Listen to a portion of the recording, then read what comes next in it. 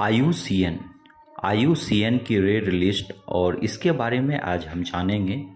तो चलिए आगे जानेंगे।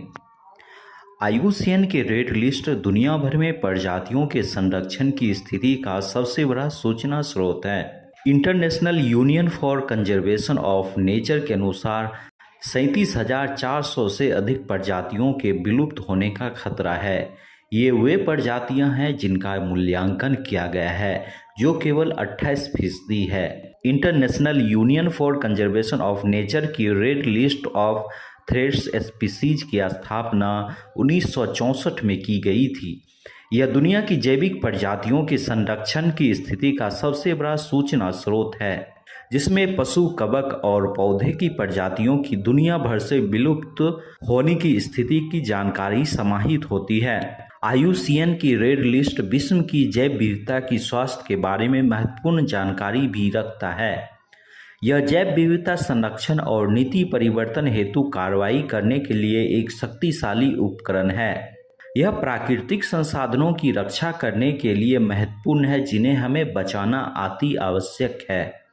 यह सीमा, जनसंख्या, आकार, आवास और पारिस्थितिकी उपयोग या व्यापार, खतरे और संरक्षण कार्यों के बारे में जानकारी प्रदान करता है, जो आवश्यक संरक्षण निर्णयों के बारे में जरूरी सूचना देने में मदद करता है।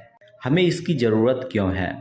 क्योंकि यह हजारों प्रजातियों, उप प्रजातियों, किस्मों और यहाँ तक कि उप आबादी की स्थिति पर महत्वपूर्ण जानकारी और विश्लेषण प्रदान करता है और उन खतरों को सामने रखता है जिन्हें प्रजातियां झेल रही होती। यह जो वन्य जीवों या उनकी प्रजातियां विलुप्त होने के बढ़ते खतरे का सामना कर रहे होते हैं, यह उनके संरक्षण के प्रयासों को प्राथमिकता देने के लिए अंतर्राष्ट्रीय एजेंसियों, राष्ट्रीय सरकारों, संरक्षण संगठनों और वैज्ञानिक संस्थानों के लिए आवश्यक सूचना प्रदान करता है। सूची का संकलन कौन करता है? स्विट्जरलैंड आधारित आईयूसीएन लाल सूची का निर्माण करने के लिए जिम्मेदार है, लेकिन दिन प्रतिदिन के आधार पर इसे प्रबंधित और संकलित किया जाता है, जो कैम्ब्रिज में स्थित global species programme red list unit द्वारा बनाया गया है। इसमें दुनिया भर के लगभग हर देश में 16,000 वैज्ञानिकों और 1300 भागीदार संगठनों की जानकारी समाहित होती है। संरक्षण की स्थिति का आकलन कैसे किया जाता है?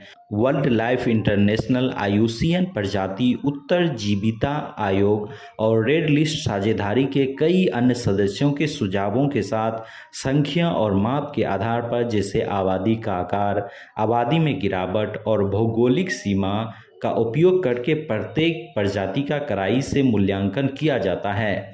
एक बार मूल्यांकन को सटीकता से जांचने के बाद प्रजाति को 8 आधिकारिक श्रेणियों में से एक में रखा जाता है। बड़े दुख की बात है कि ऐसा नहीं है।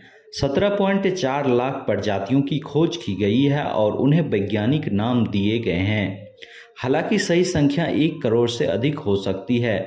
उनमें से सिर्फ 93,500 का मूल्यांकन किया गया है और 26,000 से अधिक को विलुप्त होने का खतरा है, जिसमें 41% उभयचर और 34% शंकुधारी, 33% चट्टान निर्माण कोरल और 25% स्तनधारी और 13% पक्षी शामिल है। मूल्यांकन समय लेने वाली महंगी और प्रक्रिया है।